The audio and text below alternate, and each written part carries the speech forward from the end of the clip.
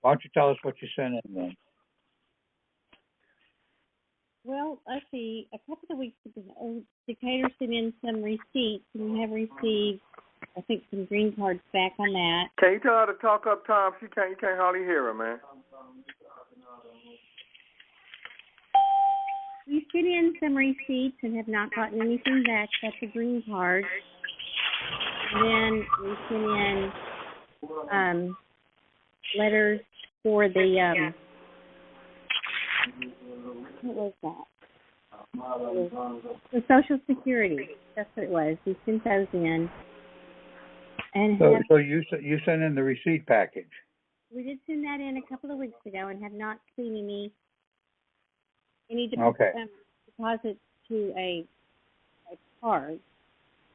Decatur has a card, a Direct Express card. Okay. Well, I sent in for funds on Thursday, and to go to my Direct Express card too. They probably will be getting it on Monday. Okay, Tom, this is Pat. I'm on the line. Hi, Patrick. We're on the air. Yeah, I know. Okay, basically everybody really knows that this Social Security is really a bank. Yes. Okay. We initially funded, when we signed up for Social Security, we were the grantor, granting out of the de jure Treasury into this Social Security bank account. Okay? We have a checking account and a savings account. When you sign up and get Social Security insurance or Medicare or anything like that, that's coming out of the savings account side. Okay? Otherwise, it's all in the checking account side, but it's an interest-bearing checking account.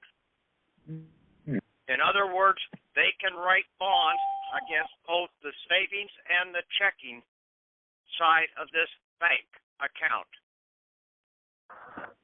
The bank routing number is your Social Security number. The bank account number is basically your Social Security number without the dashes. It's that simple. All the forms and everything, the taxing forms and everything, they have to fill out. All the SF forms, they have to fill out. The only SF form that we will have to fill out is basically the public voucher for return or rebate. Okay? And that's the SF 1047 form. We had to have our private banker, our individual banker, to become the fiduciary over this bank. Now we're set. Now, basically, if they do not comply, they're in violation of banking laws because they set up this fraudulent bank as a mortmain bank,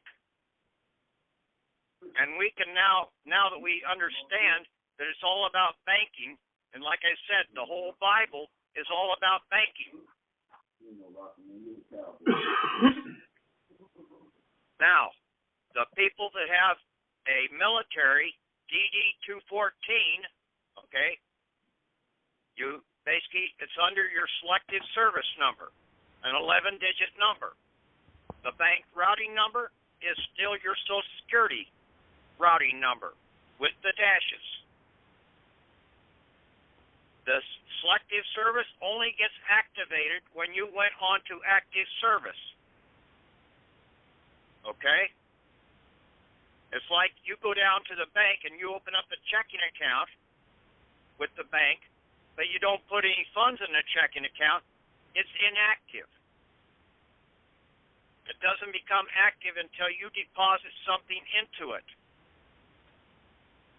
So, when you signed up and went into the service, then you funded that account and put so much money into it. And then basically you also had your military bounty after 2 years of service.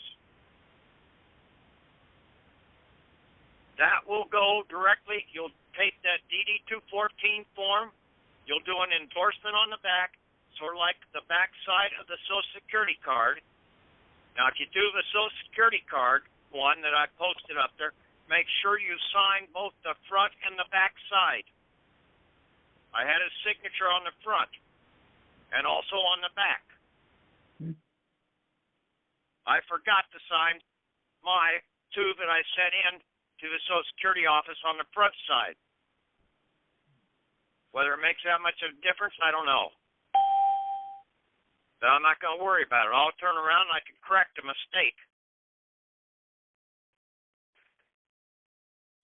Now, the one for the selective service one, that one goes directly into either the Philadelphia or the Kansas City Financial Center, because that's an 11-digit account number. Okay?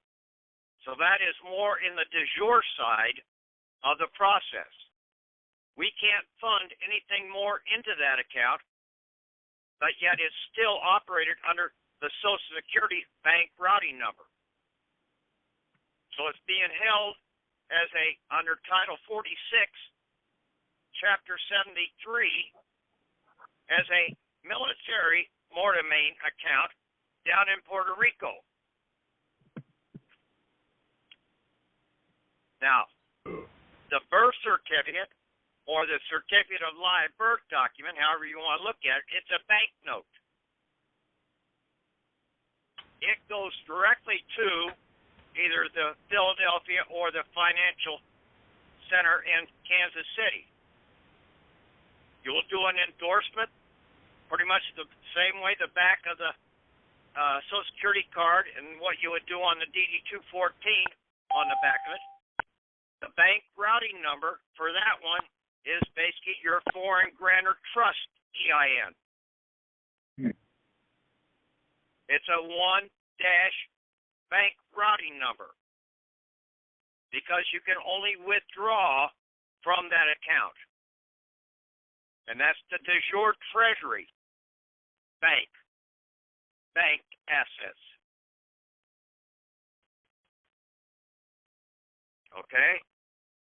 Now, in that case, most everything with the 11-digit numbers, they should already be taken care of because the services for those items are being taken out of the tariff taxes that the de jure government operates with.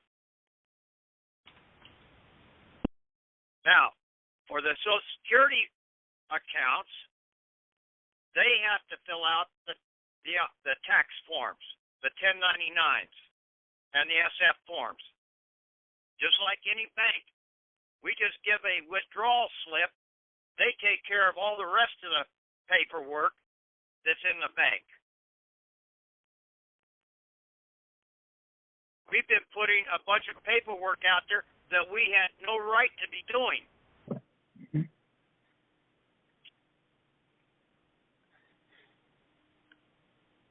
It's a lot simpler than what it really looks. But it's all about banking. Now, if you don't get satisfaction, then you go after the Social Security Inspector General because he is the bank Inspector General for the Social Security system. He's the banking inspector.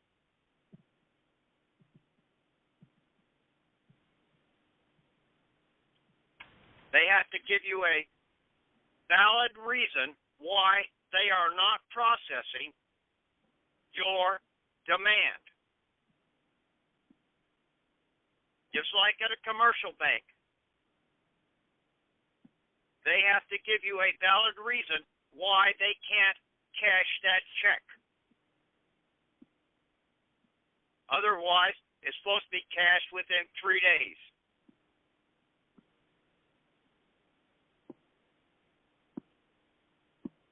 They can't claim fraud in any of this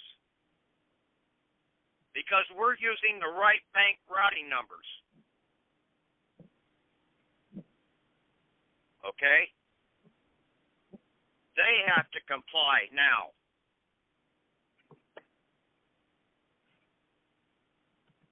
Pass the word on this. Get it out to other people. To stop fighting the damn thing and start looking at this strictly as a bank. They had to set it up as a bank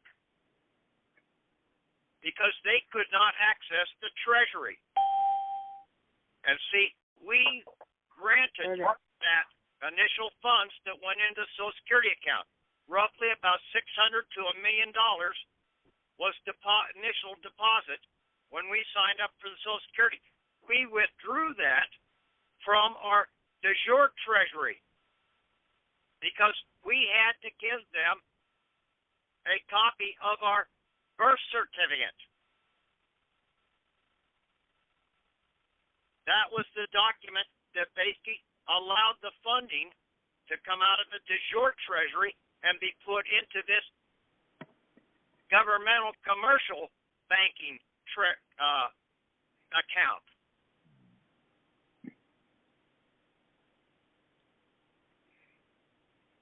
You have to look at how things really work. And there's no other way that it could work. Where did the funds come from? You have to look at the source. We are the source. We're the only ones that can access the de jure Treasury of the country. Congress can't access it. Once it goes into the Treasury, they have to have special permission. And in most cases, they have to get us to be a voter in their commercial endeavor to fund all their bills that they're writing.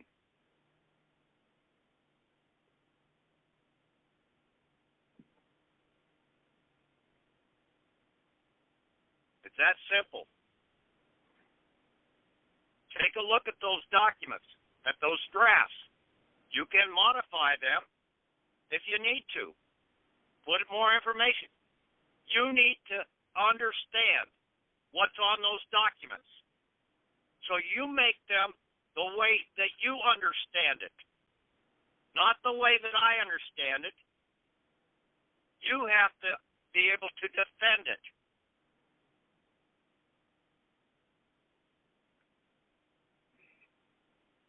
Okay, any questions?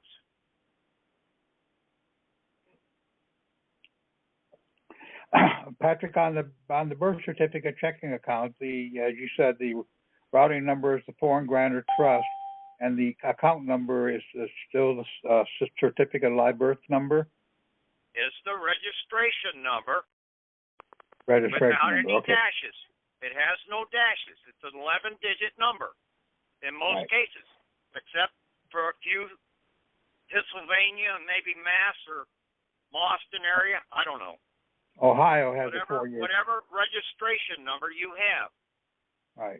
And then you're going to send a certified copy in. You need to send that in. This is going to be a bank note draft. Okay.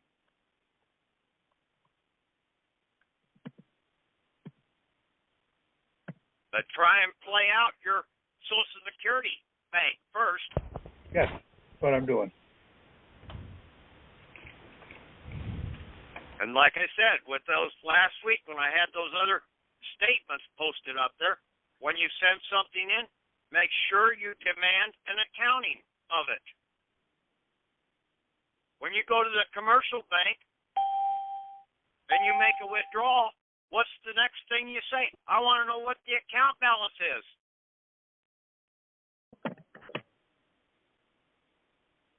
What did you say Ohio had? Go ahead. Oh, somebody mentioned something about Ohio's birth certificate. Ohio has a 9. Pennsylvania.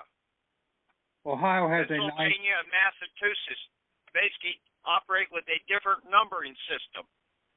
Pennsylvania, I know, uses a 7-digit numbering system. Ohio uses a 4-digit year number instead of a 2. Otherwise, it's the same. What? Hey, Patrick, just as a point of clarification, when I went to the Wilmington regional office here, the VA office, and attempted to obtain my selective service number, and they informed me that it's the same as the social. No, that's the bank routing numbers, the Social Security. Yeah, I mean, You need to get with Tom. You need to get with Tom and find out what your selective service number was. Okay. Well, you get that from selective service unless it's before 1960, and then you have to go to the National Archives. Is there a number or is there a website for them? Just go to selective service? So selective service, I believe they have an online way of getting it at selective service. If you Right. got it after 1960, they'll have the exact date. Otherwise, you have to go to the National Archives and request the form. That's right. You can do it online, and they'll send you your number pronto. 'Cause I did. Thank you. Thank you. And see, that only is if you have military service. Of course. And that selective service number should have been on your first discharge after 2 years or after 4 years. Your first DD-214. It's not on my second one because the only valid assets are against the first 2 years of service. Right. That's it. That's what we were obligated to do if we went active. Now, if you went into the reserves, you didn't go active. Even No, though I you was might have gone overseas, they still didn't classify you as active. Right. They fucked you.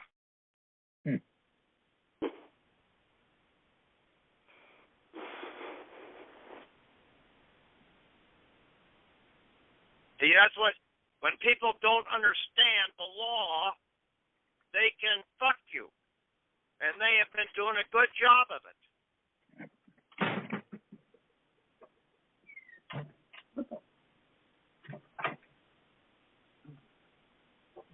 Patrick, on that 1047, I'm the depositor or are they the depositor? You are the depositor. That's right. That's right. I was just making sure I was right about that. I ain't want to. When you paid out of your back pocket, you deposited the funds into the system. See, they are borrowing from our account by bonds. All these corporations, every one of them, they're borrowing from the banks. See, we don't go to the Federal Reserve banks. That was one of our biggest mistakes, was trying to go to the Federal Reserve Bank.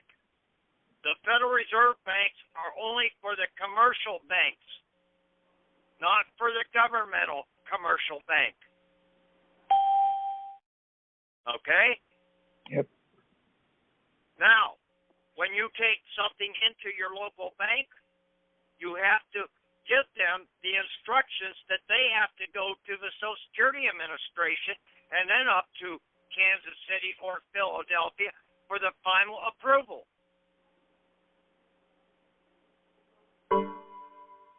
Because it's not going through the Federal Reserve Bank. It can't. That Social Security bank routing number is a 3-digit bank routing number. They can only operate with a 2-digit bank routing number. So they will try and claim that that's banking fraud, that it's not. We're just operating in a different bank. It's still a valid negotiable instrument under the UCC International Bill of Exchange or whatever. See, that's what, and then basically people go into court because they sent something like this in, and then the bank tries to come after them at the state level for bank fraud, for fraudulent instruments. It's not. The state does not have jurisdiction over these negotiable instruments. That court does not have jurisdiction if it's a state court.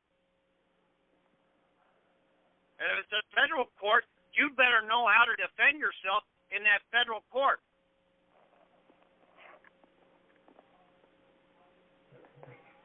Take the bond and get the fuck out. Yeah, basically, you have to know what's going on, okay? And they're trying to charge you fraudulently. Because most of these damn attorneys, prosecuting attorneys, they don't know half of this shit because they got mortgages and everything else. They don't know how to operate the Social Security bank. Even the judges don't.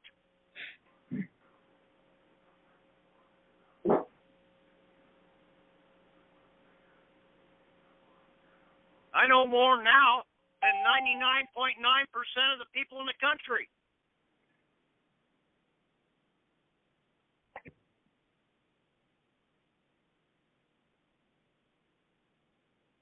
Hey, Patrick. Yeah. How did you tie together which accounts were routing numbers and which ones were account numbers? Basically, looking at a standard bank account, pull up, if you've got a standard check, look at it. It's got a routing number. The Federal Reserve Bank has a routing number. It's got 2 dashes in it. If it's got 2 dashes, that means it can make a deposit and a withdrawal. That's all that the 2 dashes are telling you. It can run in and run out. So it's running 2 dashes. Gotcha. Now, you take the dashes out and it's fixed. It can't run anywhere. It's a dead man's account. So it's just sitting there. But it needs the bank routing number to move the funds, to run the funds in and run the funds out. That's simple. I mean, and then basically going to the de jure Treasury, getting that foreign grantor's trust, and see, we were a foreign grantor when we set up that Social Security account to begin with. We were the grantor because we took the funds out of the de jure Treasury. That Treasury belongs to the people. It don't belong to the government.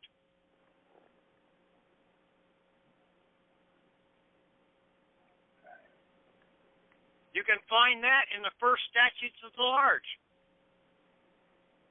If you got into debt, you petitioned the Secretary of Treasury, and he was supposed to pull the funds out of the Treasury and pay the debt. Well, then that means that that's our account. We, the peoples, we can access it. And now they've given us the means to access it with a bank note, a Treasury bank note, to do a draft against it with the certificate of live birth / birth certificate with a QSIP routing number on it, or QSIP number on it, but then we operate with our foreign grantor's trust routing number to route funds out because it's only got 1 dash. We can't put the funds into the Treasury, but we can sure as hell take them out.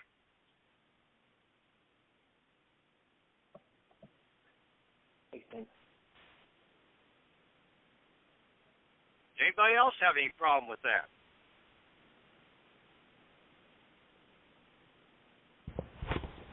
And that would only be a 98 number? It should be a 98 number. You got to make sure you get that foreign grantor trust from Philadelphia. Okay, if you got the foreign grantor trust from any place else, you better get the one from Philadelphia.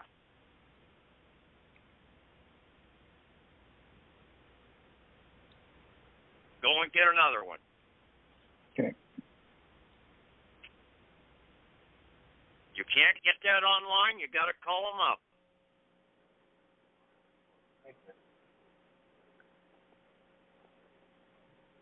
What kind of questions do you have to answer them?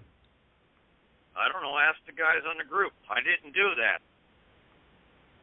I did the way the damn 1040 form said to do it. Yeah, I think that's the way you got to do it, because you call them and they have it set up so you can't talk to anyone about an EIN number now. Oh, yes, you can. There are several people that said on the Skype group that they could get it. Talk to the people on the Skype group.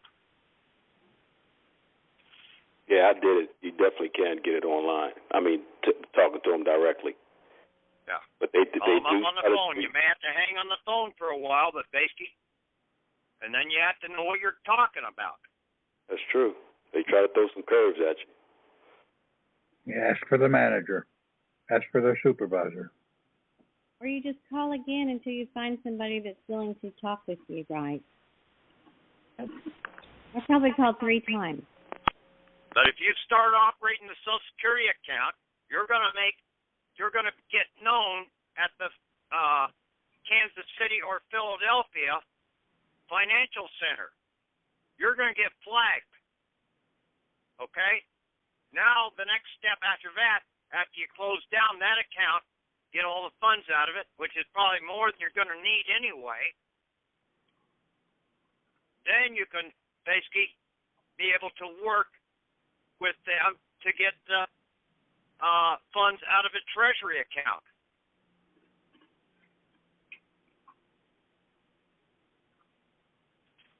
Think about this. You got to do things in a progressive step, logical.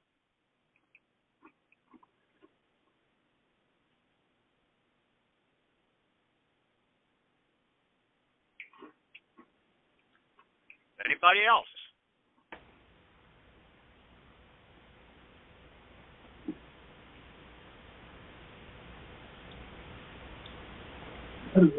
Why do you have 3 certifying officers on that letter? Because they do. Cover letter? Because everything goes in threes. I called up and basically, when I reinstated my Social Security retirement, okay, I started it back about in 2010 or whatever it was, and basically I got 2 checks and then I stopped it. Well, they didn't stop it, okay, because they were getting a benefit for taking the funds out and writing a bond in the process. So basically, when I reactivated this, they owed me roughly somewhere between $60,000 and $70,000. They had to get, and basically they told me they had to get 3 approvals on it. Wow. So right there, I know that they need 3 approvals. You should go through your local office, then it should either go through the Maryland Social Security Administrative Office or the Springfield, Missouri United States Social Security Administration Office. From there, it either goes to Philadelphia Financial Center for the final approval or to the Kansas City Financial Center.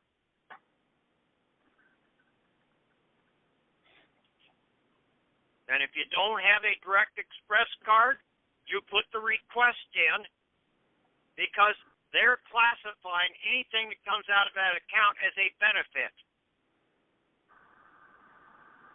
So now you're getting a benefit, and that was the key thing you needed to get a Direct Express card, was that you were receiving benefits.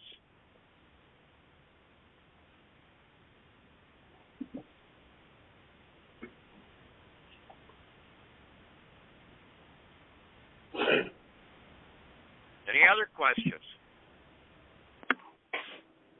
Yeah, Patrick, I got one. In regards to the banking CLLB coupon drawn upon reserve account, where you got your county, is that the county where you're living, or is that your birth state? For which one? For the For the DD-214 or for the birth certificate? for the birth certificate. You've got to get that from the county you were born in. Okay, that's what I thought. I just want to Or make sure. from the state you were born in. Right. The Bureau of Vital Statistics. So, I mean, you can either get it at either place, and you make sure that it's the full-fledged one. Right.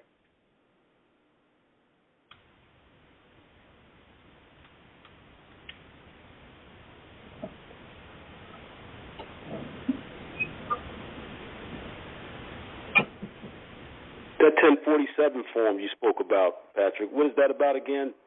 Does that go with this packet, the first packet that goes out? No, that's if you have a bunch of receipts from McDonald's, Walmart, Kmart, whatever. You basically fill this form out. It's just like in all the movies, okay? Even the U.S. Marshals and the FBI, they had to turn expense receipts in if they ate meals while they were on call or something like that. And they paid out of their back pocket. They had to put an expense report in. Normally that expense report with this 1047 form, it may take up to 30 days to process.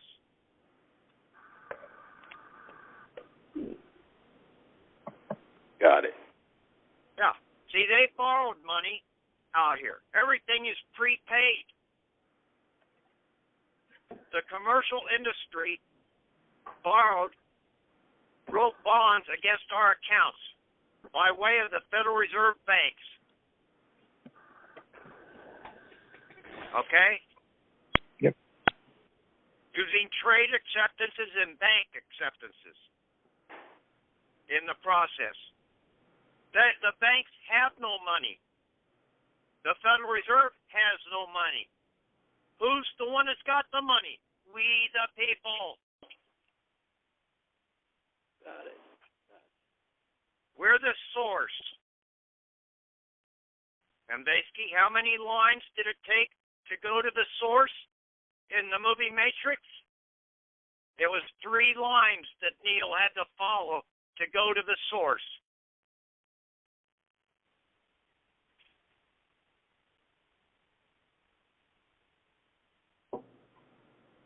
And that's your 3 certifying officers.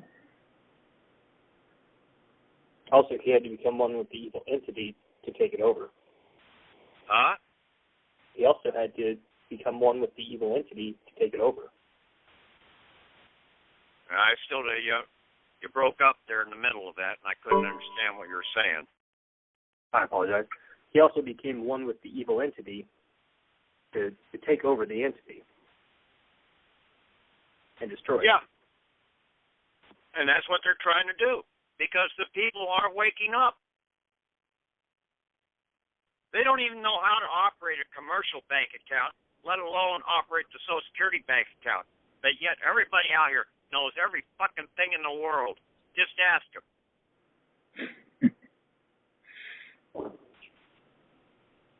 I don't know shit.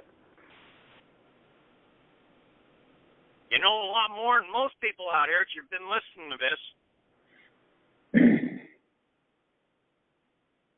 Thank you.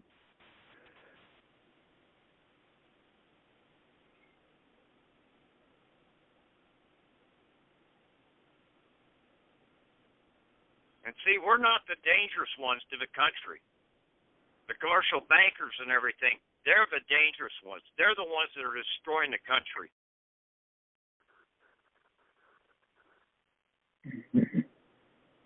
And all these commercial courts and everything.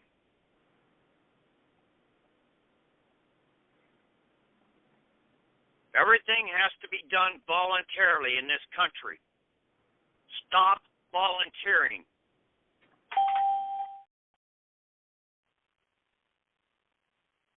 They can't force you into a contract.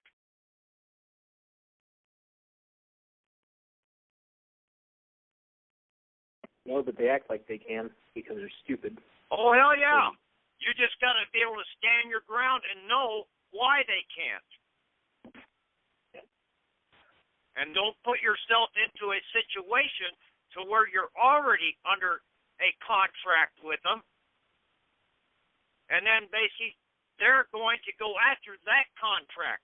You have a driver's license. They're going to go after you. I don't know. They played that game Saturday with me. If you don't have a driver's license, they can't charge you. Yep, and supervisor was trying to claim that he could arrest me because I didn't have ID. Get an ID. A state issued ID. I didn't need ID. I was on my land. I told them how it was going to be and that I am their employer. And they're going to stay on the fucking easement where they have jurisdiction, not on my land. Okay. Now, do you have a certificate of title to the land? I do. I didn't know that I did, but I do. Who's got control of that land? The state does. The state does. You're only a renter in some regards in the process if you've got a state-issued certificate of title to that land. Same thing for the automobile. Absolutely, but I rebutted that presumption. I said, I'm a man. I'm here. You can rebut until you're blue in the ass. It's not going to work. Well, the other thing is before I walk out of the house. You've got to go in and demand the settlement of that. You've got to understand that you have the right to close down that state document. Totally agree. And that is the best route to go at this point, but it's still fun to walk out and get them into a contract. Right. Now, for state-issued items, property taxes against that certificate of title to the house, against the automobile, you've got to go to a certifying officer to get it certified. Who's the certifying officers at the state? Notary Republic? Question mark? Forget the Republic. You're operating in the commercial world. True. Who's the certifying officers? Clerk of court. No. Attorney General and Treasurer. The Secretary of State and the Attorney General. The Treasurer is the paymaster. I wouldn't trust Secretary of State. They work for the IMF. You want to know the truth, or do you want to fucking listen to all the fucking patriot bullshit that hasn't gotten you any fucking where? I'm telling you the fucking banking laws that are out here, and this whole thing's about banking, even at the state level. I don't give a shit who they work for. They're all bankers.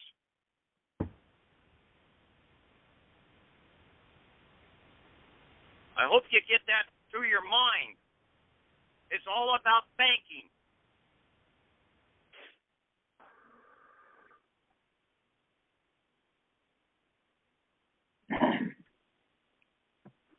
The whole Bible is about banking.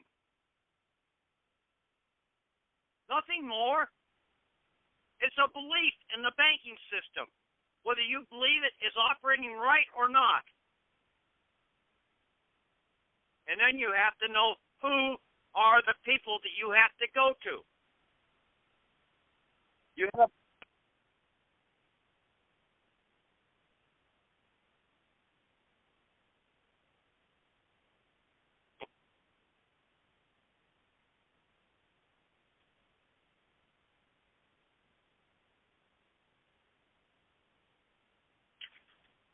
have a bank account at Wells Fargo. Can you hear me? Yeah, I hear you. Okay. You can't go to U.S. Bank and get them to certify your Wells Fargo bank account. True. Yeah. So you got a state bank account, you go to the state certifying officers.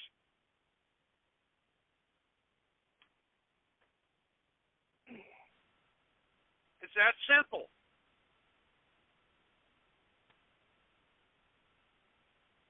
Evidently, you've never gone to the Secretary of State's office. I have, several times.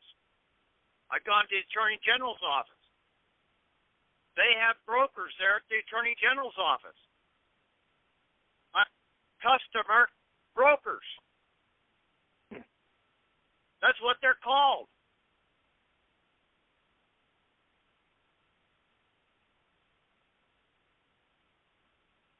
And at the Secretary of State's office, it's the same damn thing.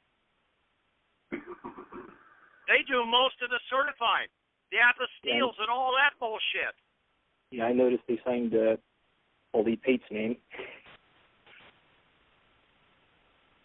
Okay? Any other questions? Good, thank you. Okay.